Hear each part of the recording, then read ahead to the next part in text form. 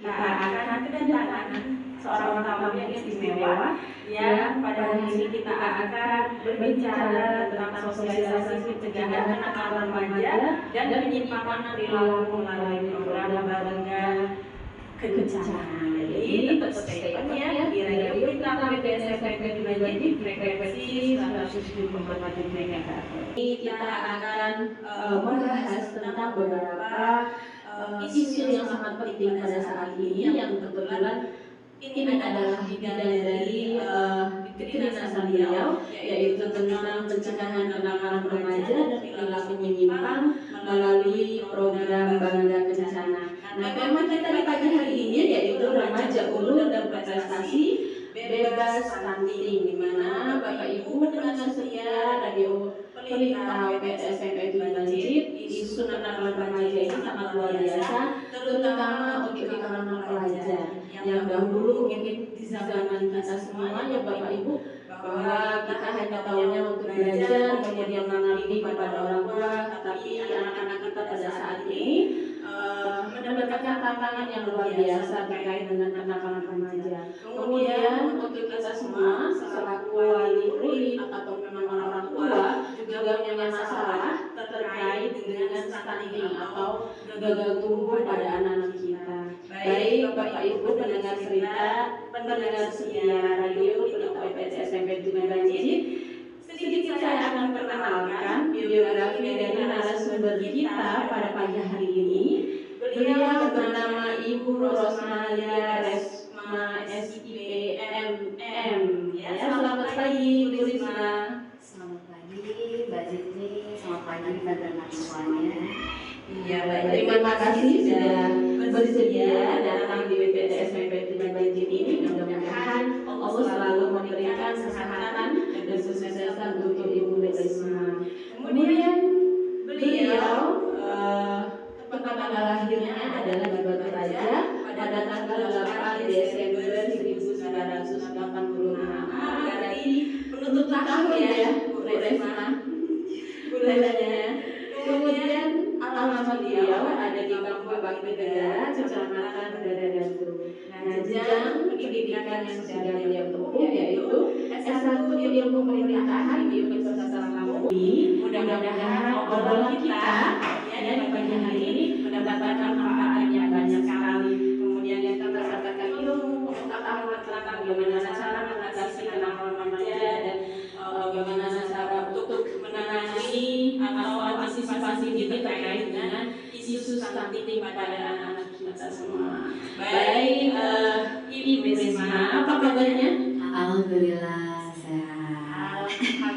Alhamdulillah, terima kasih banyak sudah hadir di PTS SMP Majid. Mudah-mudahan PTS SMP Majid memberikan kesan tersendiri ya kepada Bu Risma. Luar biasa pokoknya SMP ini.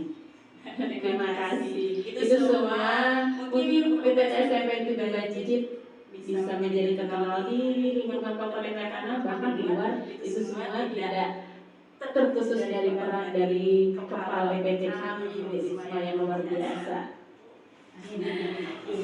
Oke, baik Bu Risma, kita mulai ya di pertanyaan pertama terkait dengan kenakalan remaja. Bahwa kita semua tahu kenakalan remaja itu merupakan perbuatan yang menyimpang yang dilakukan oleh seorang remaja yang pada akhirnya akan berdampak negatif terhadap anak itu kemudian masa depannya. Nah, bagaimana sih menurut Bu Risma cara untuk mengatasi kenakalan remaja? Mungkin itu juga nanti akan menjadi pembelajaran untuk kami selaku Dewan Guru dan kemudian pembelajaran yang sangat penting untuk para wali murid di rumah, karena ya memang sejatinya pendidikan yang paling utama itu adalah di keluarga. Nah, menurut Bu Risma bagaimana nih cara mengatasi kenakalan remaja saat ini? Silakan. Baik, terima kasih Mbak Zidni. Ini lama sudah kita nggak ketemu ya. Memang Mbak Zidni dari dulu adalah partner. Saya akan menyapa dulu para pendengar setia radio apa ini? Pelita, gitu ya, di wilayah Bajit, Kasui, dan Kakak ya. Alhamdulillah, bismillahirrahmanirrahim. Assalamualaikum warahmatullahi wabarakatuh. Alhamdulillah, terima kasih atas kesempatan yang diberikan kepada saya untuk dapat lebih tepatnya berbagi ya, sharing gitu ya. Sharing tentang isu yang sangat lagi trending, yang memang menjadi isu nasional.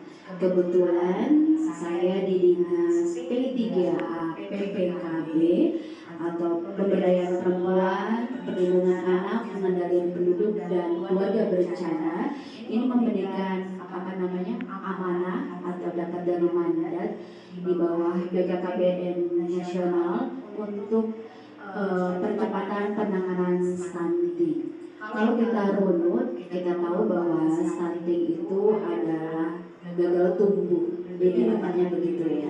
Jadi gagal tumbuh itu yang mungkin seharusnya pada usia ya, tinggi badan, berat badan, lingkar kepala, lingkar lengan dan sebagainya itu memiliki standar. Ini di bawah standar. Begitulah kira-kira ya.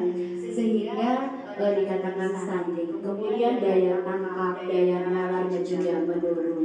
Ini menjadi fokus kita bersama karena kita tahu 2045 nanti ada bonus demografi. Artinya generasi Z yang sekarang kita sedang sering dengarkan itu akan menjadi generasi penerus di 2045. Nah, kenapa ini menjadi isu nasional? Karena ketika kita bicara 2045 harus disiapkan dari sekarang agar generasi penerus berikutnya itu menjadi generasi yang baik. Lalu BKKBN itu ada program Bangga Bencana, Bangga Bencana dan Kependudukan. Isunya sangat menarik Mbak Zini karena di dalamnya ada remaja, gitu. Jadi remaja ini bagian dari sasaran program Bangga Bencana. Kalau kita bicara stunting, ada kasus stunting kita tidak bisa mengobati. Kalau stunting ya seperti itu stunting, ya kan? Jadi kita nggak bisa kalau batuk bisa minum obat sembuh, panas minum obat ada. Tapi kalau stunting tidak ada obatnya. Artinya ketika dia sudah oke anak ini stunting, ya sudah, gitu. Jadi tidak bisa, apalagi usia ya. Nah, yang bisa kita lakukan adalah pencegahan. Bagaimana agar nanti ketika generasi berikutnya ini tidak stunting, maka banyak PR kita untuk mempersiapkan generasi ini. Contohnya dari remaja, kita bicara remaja dulu. Menarik sekali karena embrionya ada di remaja. Remaja ini di program Bangga Bencana ada namanya PIKM, Pusat Informasi Konseling Remaja. Insya Allah di SMP 7 ini sudah dibentuk ya. Alhamdulillah sudah dibentuk. Nah, fungsinya adalah bagaimana remaja bisa mengetahui yang pertama reproduksinya. Biasanya kan remaja itu lagi puber-pubernya. Kita tahu usia 10 sampai 18 tahun. 18 tahun menurut WHO, World Health Organization, usianya segitu. Kalau menurut BKKBN, usianya 10 sampai 24 dan belum menikah, itu remaja.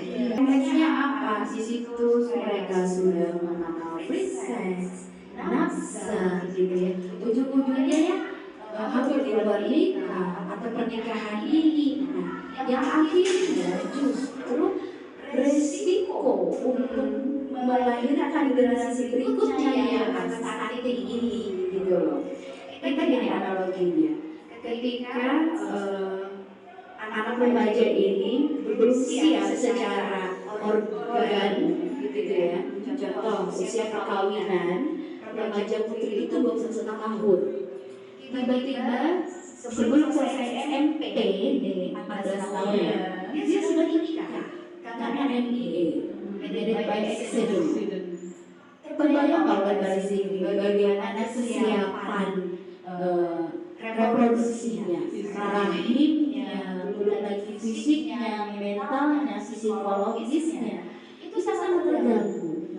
Yang kecenderungannya akan melahirkan bayi prematur, mungkin cacat, resiko sangat tinggi.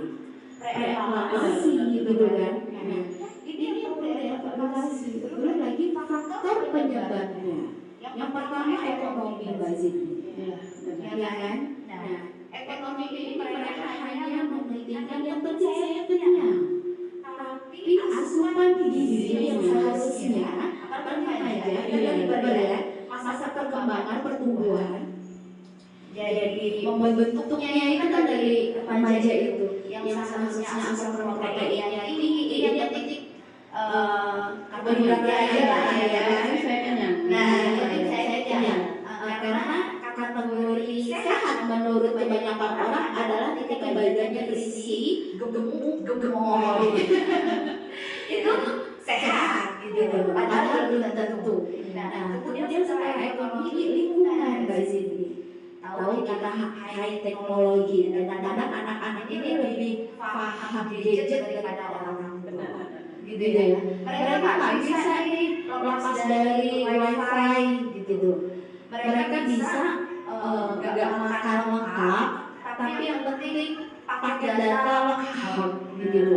Nah, akhirnya apa? Informasinya tidak tersaring. Medianya sangat terpampang nyata untuk mereka mengadopsi gaya luar yang akhirnya mereka implementasi kehidupan mereka. Hasilnya apa? Menurut mereka pacaran itu adalah trendy, wajar, udah wayahnya gitu.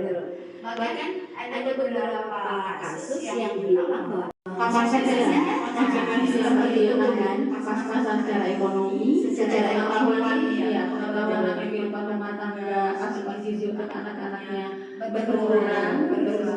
Belum lagi secara mental mereka belum siap. Makanya tidak salah ketika program pemerintah menikah untuk perempuan 21 tahun dan laki-laki 25 tahun. Karena di usia itu dianggap secara mental pertama sudah siap, kedua secara organ juga sudah siap, gitu ya. Jadi sudah matang, gitu. Ya namanya apalagi kalau kita yang sudah dewasa itu diperkenalkan banyak cobaan, apalagi anak-anak, gitu ya. Ada istilah anak-anak melahirkan anak. Akhirnya apa Bu, banyak terjadi perceraian. Betul. Rumah tangga, ibu-ibu muda.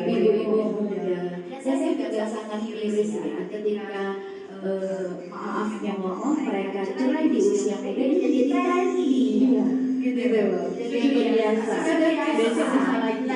Gitu. Seolah-olah orang janda muda apa setengah ya. Ini juga ada dari kata-katanya program KKBN itu prestasi gitu.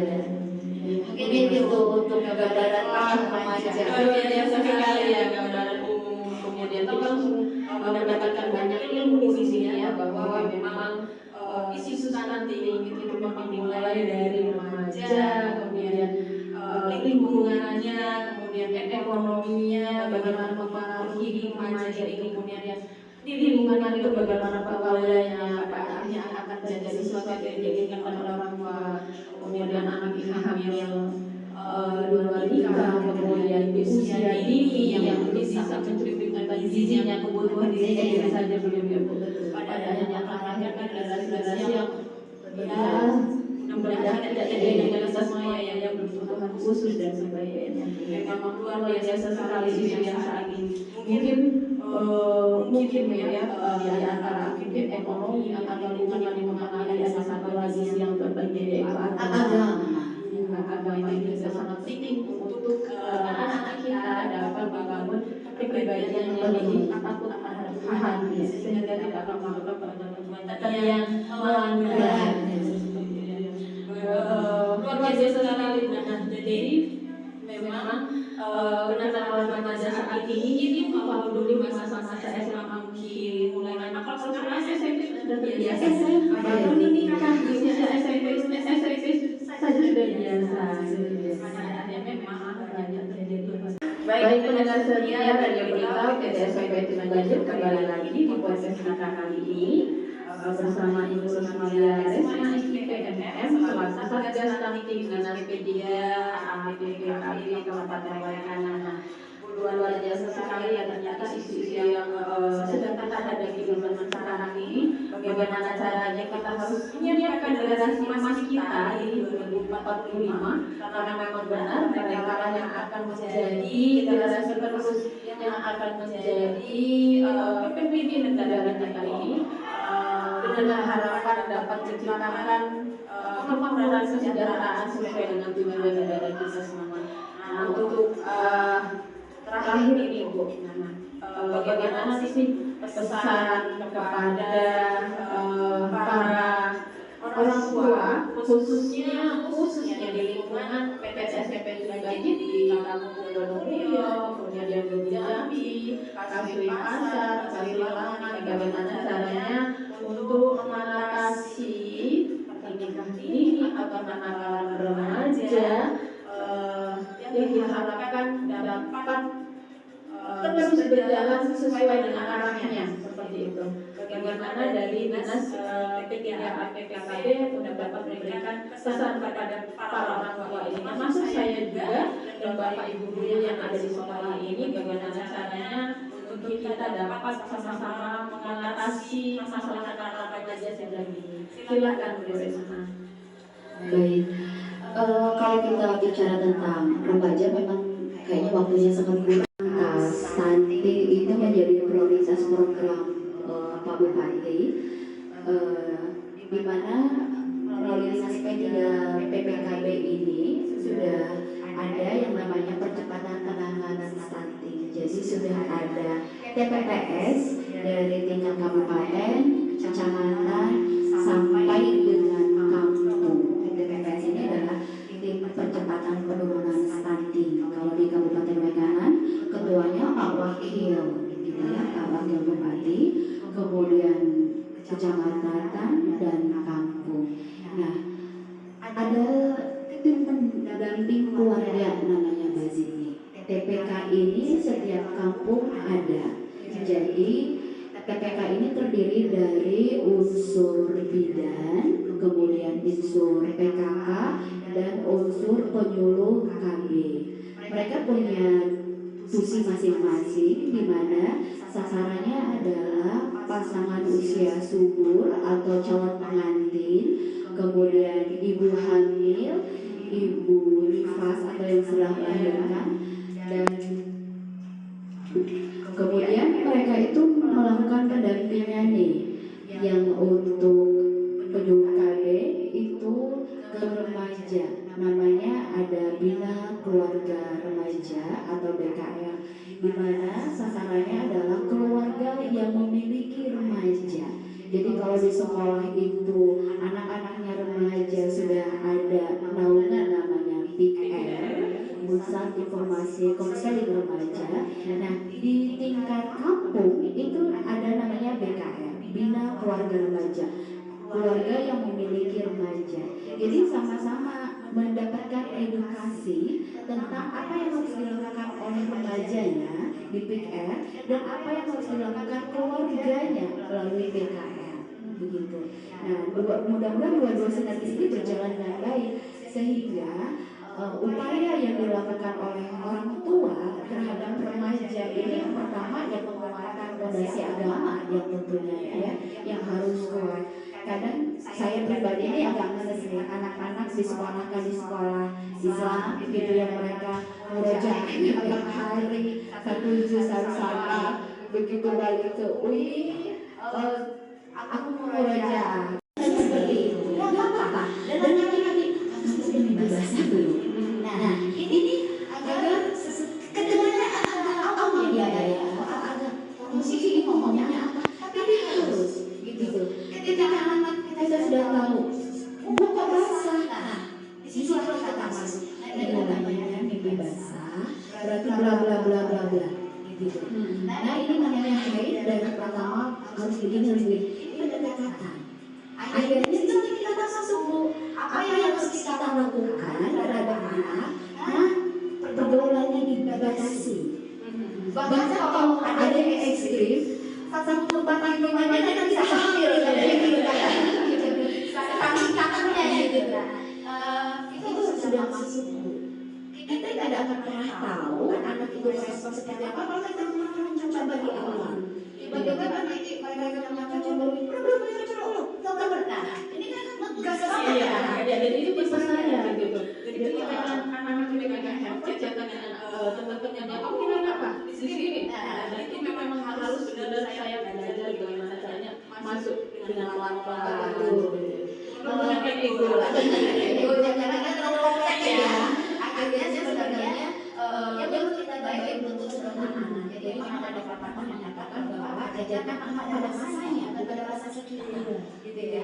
Nah, sesuai dengan zamannya anak sekarang. Jadi untuk memberikan edukasi pelan-pelan, apalagi anak-anak kita remaja, mulai kasih pengertian. Mungkin dari situ dari awal kita menanyakan kata yang pertama atau kata mimpi bahasa pertama itu akan memberikan peluang kepada anak-anak itu berarti ibu saya aware gitu kan. Jadi hal-hal yang baru kita berkembang dari mulai menanyakan siapa mendekat kita, atau sesederhana kita sama lawan jenis. Nah, mudah-mudahan ini diawali dengan ini anak-anak akan terbuka gitu. Akhirnya yang banyak bentrokan antara anak dan orang tua biasanya kita lagi terlalu jijik gitu ya. Apalagi kalau kita tahu anak kita jalan sama orang yang dirasa sakit gitu ya. Itu yang akhirnya anak-anak akan takut.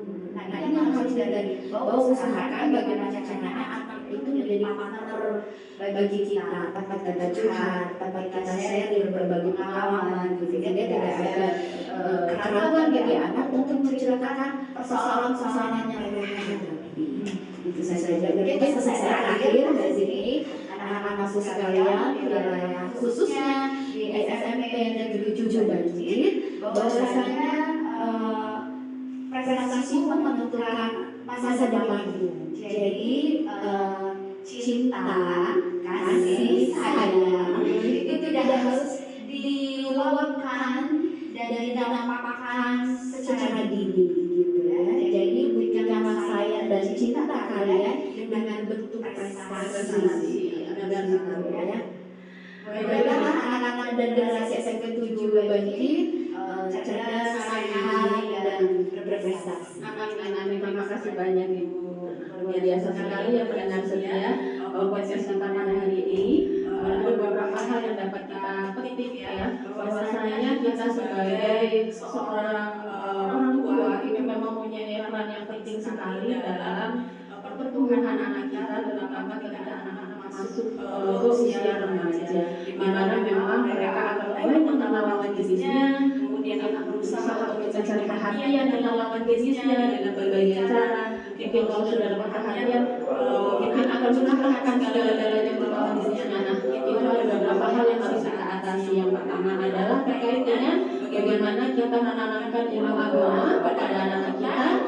Tentunya Bapak Ibu semua saya rasa sudah cukup perhatian sekali ya terkait dengan penanaman agama. Kemudian bagaimana kita sebagai orang tua dapat terus mengendalikan ya anak-anak kita itu mau dijadikan seperti apa. Kita harus bisa menjaga mereka dari hal-hal yang negatif. Tentunya kita juga dapat menjaga dan mengawasi penggunaan gadget yang mereka pakai selama ini. Jangan lupa ya Bapak Ibu, kita mungkin pada waktu masih anak-anak dulu itu menjadi anak-anak pada zaman dahulu. Tapi kita tidak boleh tersedia dari pemerintah untuk aktif mengunjungi seperti